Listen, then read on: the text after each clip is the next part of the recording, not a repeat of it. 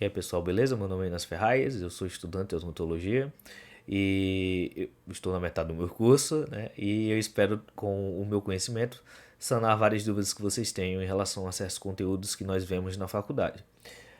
O capeamento direto e indireto é um conteúdo bastante importante, porque nós usamos muitas vezes no nosso dia a dia de consultório. E um aluno que não aprende, um profissional que não aprende sobre a importância de um capeamento direto e indireto no processo de uma cavitação da microexposição pulpar, ele é um profissional incompleto. Então eu espero que eu sane algumas dúvidas que vocês tenham em relação a esse conteúdo e vocês possam fazer também uma prova, se for o caso de estudo de vocês agora. Primeiramente, capeamento direto e indireto, nós utilizamos essas técnicas justamente para uma proteção contra uma cavitação profunda ou uma microexposição daquela polpa. Eu vou explicar mais à frente sobre justamente o que é que acontece com essas exposições pulpar no processo iatrogênico, enquanto a gente está preparando a cavitação e acontece uma exposição pulpar, certo? Quando e por que precisamos utilizar? Como está escrito aí em vermelho, deve ser utilizado após uma exposição pulpar de maneira imediata ou e até 24 horas. Isso é uma base científica que fala sobre isso, que quando ocorre a exposição pulpar, a gente ainda pode prolongar essa proteção em até 48 horas, mas o mais rápido possível, justamente para impedirmos que aquelas bactérias que vão entrar em contato com a nossa polpa, ela não venha a desenvolver e não venha a criar uma cultura de bactérias suficiente para começar um processo inflamatório irreversível no nosso dente, tá certo? Também pode ser utilizada para aquelas cavidades extensas para poder haver uma remineralização. Isso é no caso de quando a gente está fazendo aquela preparação cavitária e a gente não viu uma microexposição, mas a gente possa suspeitar que possa ter acontecido por conta da profundidade da cavitação. Ou quando a cavidade realmente está distante, a gente meio que tem, entre aspas, certeza de que não houve uma microexposição pulpar, mas a gente, para ter uma certeza, para a gente criar ali uma extensão de dentina, de um tecido remineralizado entre a polpa e o esmalte, a gente usa também mão desse processo, tá certo? Os materiais que a gente usa no capeamento visam induzir a formação de um tecido mineralizado. Justamente esse tecido, esse material necessita ser biocompatível, justamente para não haver irritação com a nossa polpa, nosso material, e nossa dentina, e nosso esmalte, que é o que forma a estrutura do nosso dente, para estimular uma dentina reparadora, justamente para nós aumentarmos essa distância entre o esmalte e a polpa, e controlar uma inflamação, a infecção dos tecidos e também ter uma fácil manipulação, que quanto mais fácil, melhor para nós, correto? Certo. Agora vamos entender por que é extremamente necessário a gente ter um capeamento direto ou indireto, um capeamento direto principalmente, né? Que é quando ocorre um contato da bactéria com a polpa. Quando acontece uma infecção de um local, de uma polpa, aquelas bactérias, pelo processo que elas vão gerando natural delas, vão gerando agressões à nossa polpa. Essas agressões, quando é num tecido, ela vai gerar uma inflamação. E essa inflamação, nós temos os 5 sinais cardinais da inflamação, que é a perda da função, dor, edema, rubor e calor. O nosso dente, nós temos o esmalte, nós temos o cemento e nós temos a dentina. Principalmente o esmalte e o cemento, eles são materiais muito pouco flexíveis. Eles não conseguem se expandir.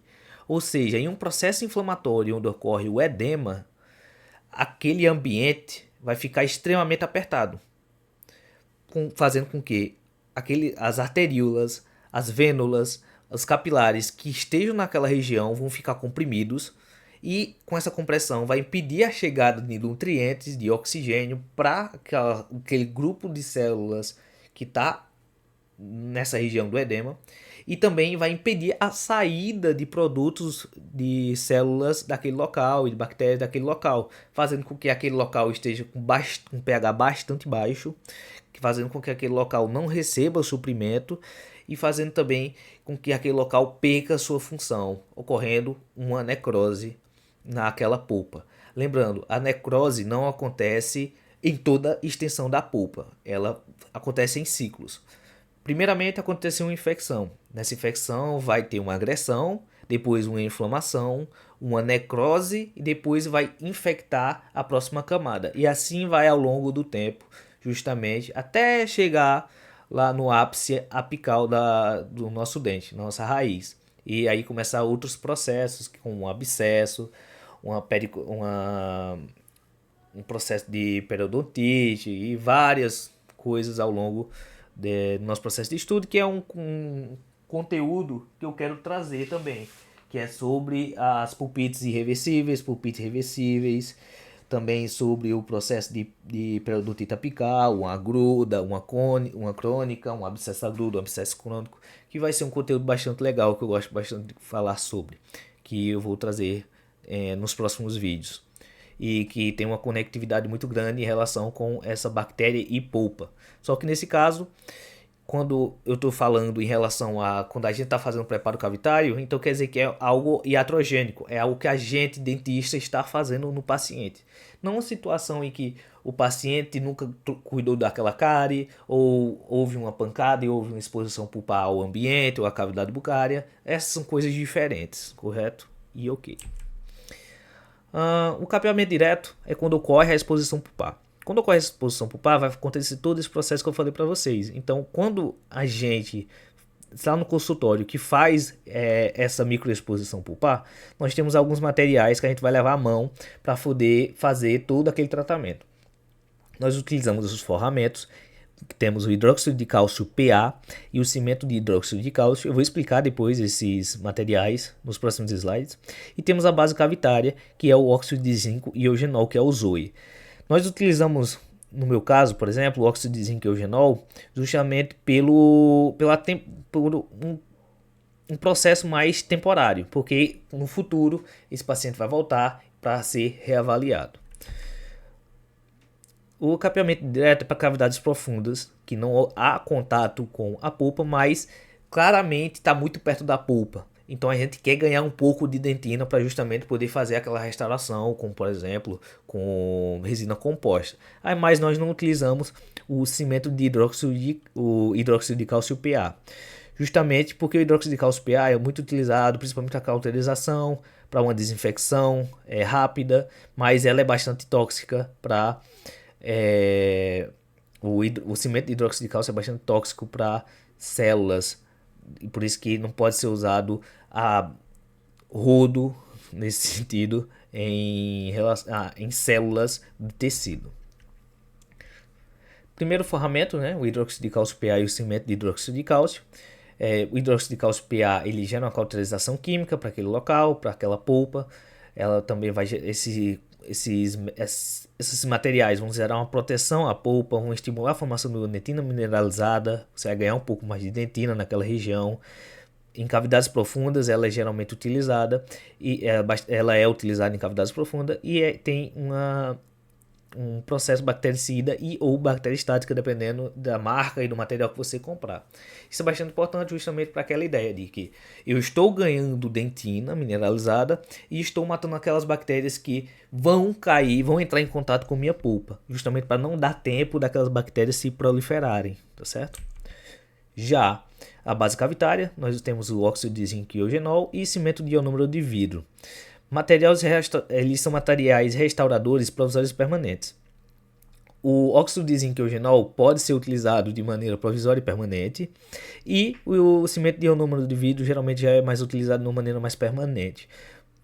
Geralmente nós utilizamos, quando queremos ter uma análise futura, o óxido de zinco e eugenol justamente para poder reabrir aquela cavidade, poder fazer uma análise e depois fazer os processos que devem ser feitos, como por exemplo a restauração com resina composta.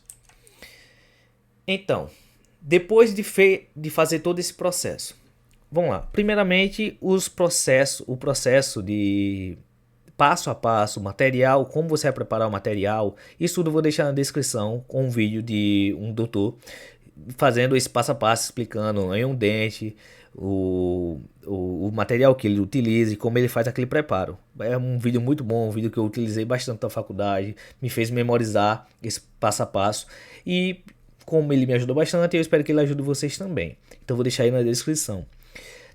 Mas só que, depois que eu faço esse preparo, depois que o paciente vai para casa com aquele material provisório, quanto tempo ele vai ficar com aquilo na boca?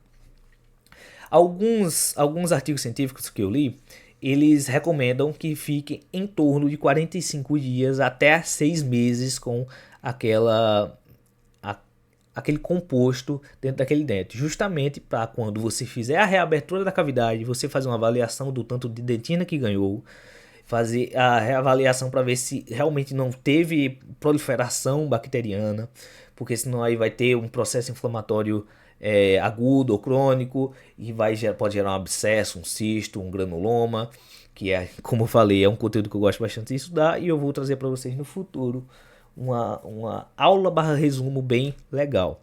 Então, entre 45 a 6 meses, o paciente vai ficar com esse composto na boca justamente para poder depois ser feita uma reabertura dessa cavidade para poder ser feita uma avaliação. Se tudo tiver tudo tiver positivo, ele ganhou um pouco daquela dentina mineralizada, então você vai lá e faz uma restauração. Aí é a seu critério como você vai fazer isso, tá certo?